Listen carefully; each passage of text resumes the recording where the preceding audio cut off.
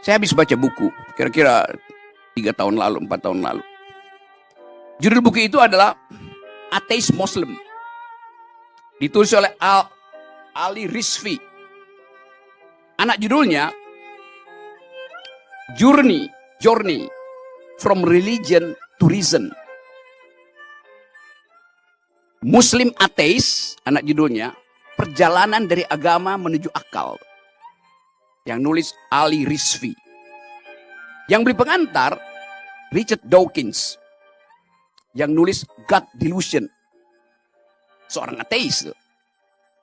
Sekarang pertanyaannya, kenapa si Ali Rizvi ini yang mengalami problem teologi karena itu dia bergerak dari agama pergi pada akal, minta, kata pengantar, dari seorang yang nyata-nyata ateis. Saya tunjukkan bedanya. Penulis ini, Ali Rizvi ini, dia datang dari standar berpikir religi, lalu dia perlahan-lahan secara tarekatif pergi pada akal. Jadi dia memakai akal untuk menerangkan perjalanan dia dari agama. Jadi dia basisnya agama. Okay.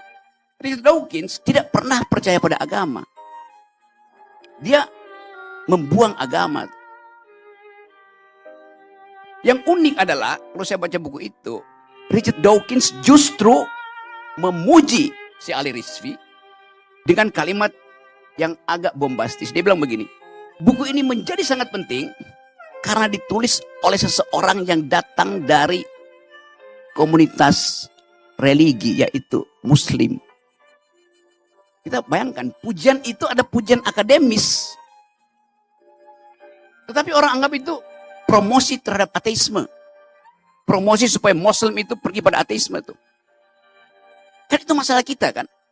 Nah, kedunguan-kedunguan ini yang membuat kita nggak mampu untuk bercakap-cakap secara nyaman, secara enak, secara santai gitu. Itu dasarnya tuh. Jadi sekali lagi, duel argumen di semua tempat yang saya perhatikan soal Panji Gumilang segala macam, itu sama dengan duel argumen soal JIS. Rumputnya mau hijau apa mau dibikin tebal tuh, sama aja. Karena nggak ada perspektif warga negara di situ. Jadi kekacauan ini menunjukkan bahwa tahap bangsa ini masuk di dalam satu strata baru, mempergunakan argumen publik nggak ada. The use of public reason nggak ada. Jadi apa yang terjadi pada bangsa ini? Sehingga isu semacam ini bisa dihadirkan berjam-jam, berminggu-minggu tuh. Saya pernah diundang kasih ceramah di Ngruki, pesantren Ngruki di Solo. Saya masuk, diundang ketika Abu Bakar Basir masih ada di dalam penjara. Saya duduk di kursi Abu Bakar Basir, ditemani oleh bukan anaknya, adiknya tuh. Dipasang CCTV. Laporannya ada 4.000 orang mau dengar ceramah saya tuh. Saya masuk ke situ, polisi bilang begini, Pak Rocky ini sarang teroris, jangan ke situ. Saya bilang saya diundang sebagai non-muslim untuk bicara di situ. Di forum internum mereka. Jadi saya paham, mereka paham tentang hak dia sebagai warga negara untuk mendengarkan uraian lain yang pasti sifatnya sekuler tentang hubungan antara negara dan agama. Saya datang ke situ. Polisi bilang begini, ini sarang teroris. Saya bilang, oh ya, kalau ini sarang teroris, pasti ini sarang intel. Logikanya sama kan? Ini teroris, ini intel, teroris, intel. Tuh. Jadi saya nggak cemas di situ, karena pasti saya akan direkam, nggak ada soal, dan pasti saya akan diamankan di situ kan. Jadi hubungan-hubungan semacam itu, bahkan orang marah ke saya, ngapain lu ngomong di Ngruki? Lo gue diundang buat ngomong di situ. Ade Armando pasti nggak bakal diundang di situ tuh. Taruhan sama gue. Dan posternya di belakang situ Islam. Namanya Ngruki, nama saya Rocky. Bersama Rocky di Ngruki. Enak. Dia bilang begitu. Nah, saya balik lagi pada problem kita hari ini ya. Kita tahu genealogi dari Azaitun itu dipakai sebagai umpan untuk memetakan potensi keretakan bangsa atau potensi untuk memecah belah bangsa. Sama aja.